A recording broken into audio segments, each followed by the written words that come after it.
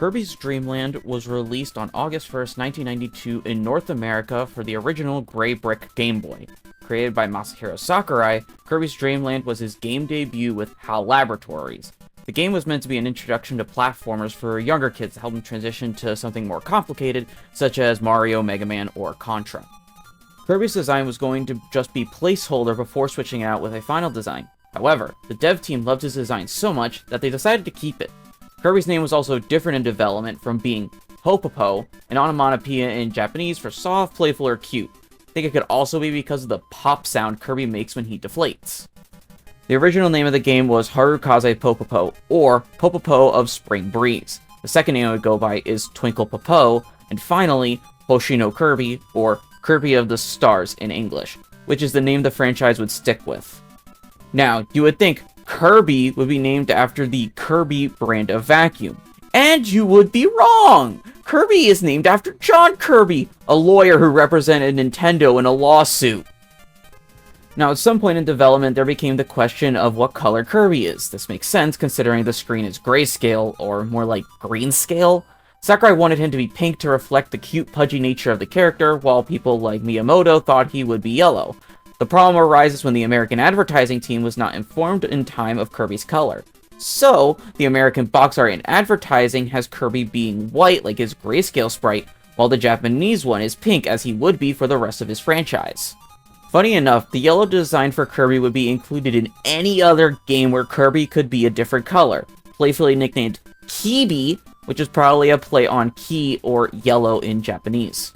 Now, story-wise, Kirby's Dream Land is very simple. Basically, King Dedede, a big fat penguin, steals all the food in Dreamland, and Kirby decides to travel to Castle Dedede in order to get it back.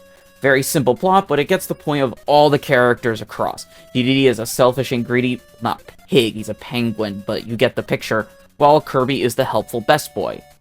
Kirby controls very simply. Left and right move Kirby, down crouches, up lets you fly indefinitely, A lets Kirby jump, B lets Kirby inhale or spit out an enemy, while floating and hitting B shoots out an air bullet. When Kirby walks, he carries some momentum with him. This sometimes leads to running into enemies you should have been able to easily jump over. Kirby has some food and drinks he can find throughout the level to help him out. The main health refill is the tomato juice and the Maximato, the sweet potato, which lets him shoot unlimited air bullets, the curry, which gives him heartburn, and the lollipop, which makes him invincible. The first level of the game is Green Greens, a fun and easy level. Left-to-right gameplay that, while not as simple as Mario, is simple enough for a small child to beat. The boss of this world is Wispy Woods, for whom I will hold my anger for when we talk about hard mode. He's an easy boss. Dodge the clouds he spits out, then suck up an apple he drops from his branches, and spit it back at him. Very, very easy boss. Castle Lololo, God, the onomatopoeia in this game is going to freaking kill me, is where the game ramps up in a sense, as it is a kind of maze. This level is only difficult because of Kirby's stiff controls. The mid-boss is Lololo, who throws a block at you after coming out of the door on the right. Just suck up the block and spit it back out at him 3 times.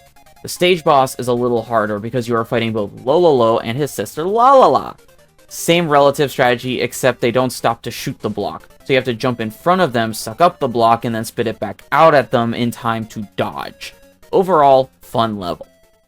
Float Islands is kind of a nothing level in my opinion. It doesn't do anything different, and the water level gimmick is purely cosmetic. The level does look nice though, and has some good music.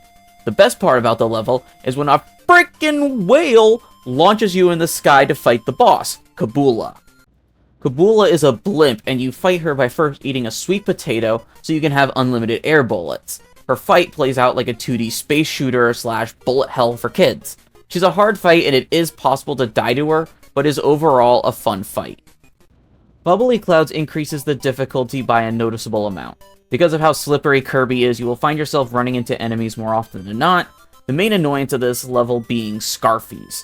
You can't suck them up, so you either have to spit an enemy at them or shoot an air bullet. They also explode when they die, so be careful. This level also started a trend for the rest of the franchise, that being hiding a stage exit in the moon or something in the stage. The mid-boss and main boss is Kracko. The mid-boss version of Kracko will shoot out 4 bullets in an arc before moving in an infinity pattern. He then drops an enemy down so you can suck it up and hit him. The main boss version is more aggressive, shooting lasers that encircle him and then dropping an enemy for you to suck up before dive bombing you. Kracko is a harder boss and is realistically the first boss you will die to in this game.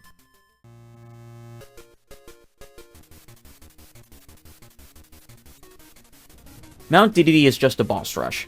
You go through mini versions of the previous 4 stages before fighting that stage's boss again. King Dedede is not a challenging boss fight, but is still harder than Kracko. He is like a mirror version of you in that he can also suck you up and spit you out. He can also swing his hammer around, which creates a star for you to spit at him. He can jump into the air and ground pound you, which also creates stars for you to suck up and spit at him. He can also just trip over his own feet. Yeah, Triple D isn't the smartest tool in the shed, not realizing that some of his own attacks are letting Kirby counterattack and lay the smack down on him. After beating Dedede, Kirby flies the castle all over Dreamland, dropping food on its patrons for all to enjoy. And they all lived happily ever after, except for the fact Kirby forgot to finish him and he does it all over again, which leads to freaking hard mode! I would not wish hard mode on my worst enemy.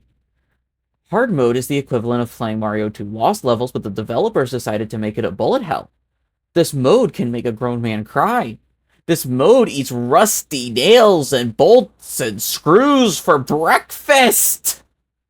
Why is it so hard? Well, for starters, all the enemies do double damage and are a lot faster, and most of the bosses have new strategies. The most annoying being the first one, Wispy God dang Woods! This stupid tree drops Gordos down on you, and in case you weren't aware, do 3 bars of HP, which you only have 6 bars of HP. Wispy God dang Woods can 2-tap you as the first boss. Lololo's mid-boss is the only one that changes. The other boss is just faster. Lololo takes a page out of Wispy's playbook and starts shooting Gordos at you after he shoots his block. He's not as hard as Wispy, but is still much, much harder. Bubbly Cloud's boss, Kabula, only gets faster in hard mode, so not much to talk about there, but Kracko does a complete 180. In his original fight, the mid-boss is easier than the main boss, which makes sense, but Kracko is harder as the mid-boss than the main boss. Kracko follows his old pattern for the first attack, but then proceeds to hop along the floor afterwards and then drop bombs from the sky. He does this loop so consistently and so fast, it is hard to find an opening to suck up a bomb and spit it at him. He only takes 3 hits! He can't keep getting away with this! Kracko's main fight is much easier than his mid-boss fight, shooting out a laser that encircles him and then lunging at you from the center of the stage to wherever you are. He then drops bombs which you suck up and spit out at him. God dang it, these bosses are giving me vertigo. Mount Dedede is the same as it was before. It's just a boss rush. However, it was during this run that I found out if you die in one of the mini levels or to the boss, you restart that section from the waiting room. And guess which boss I learned this from? Guess, can't guess, guess what? It's the stupid tree again! Dedede is faster and also more random in his hard mode fight. You can take him down just fine. It's all a matter of time. Beating Dedede shows Kirby comforting him and Dedede walking off sulking as he deserves. It also reveals the configure mode, which lets you modify your starting / maximum HP and lives, as well as access the sound test. Overall, Kirby's Dream Land is a fun game. While basic in what it does what it does very well, and has a little something for everyone. There's a reason this pink puffball has lasted this long. And so, I am rating this game as a plate of calamari with a fried jalapeno hidden in it. Thank you for watching, and have a fantastic night.